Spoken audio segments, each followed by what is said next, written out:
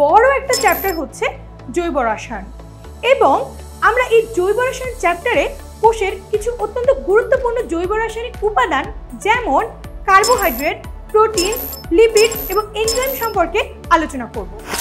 এই কোর্সে আমরা জানব কার্বোহাইড্রেট কি, কার্বোহাইড্রেটের শ্রেণীবিভাগ, কিছু গুরুত্বপূর্ণ কার্বোহাইড্রেট যেমন স্টার্চ, সেলুলোজ, গ্লাইকোজেন, এদের স্ট্রাকচার, ব্যবহার এবং বৈশিষ্ট্য।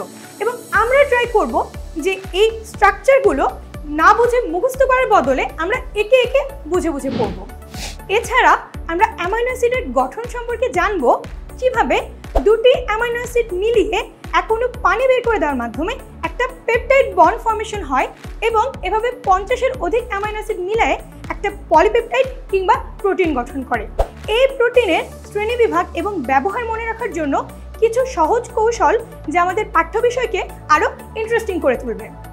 আমরা আরও শিখব লিপিডের গঠন, ব্যবহার, কাজ এবং কিছু গুরুত্বপূর্ণ লিপিডের খুঁটিনাটি যেমন কোলেস্টেরল, ক্যারোটিনয়েড এবং চর্বিতে দ্রবণীয় ভিটামিন সম্পর্কে।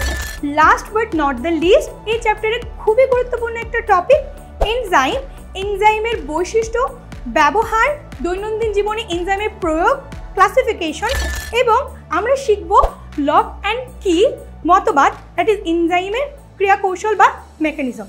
সো বেসিক্যালি জৈব রাসায়নিক এই উপাদান সম্পর্কিত যা আদ্যপান্ত তা সব আমরা এই কোর্সে আলোচনা করব।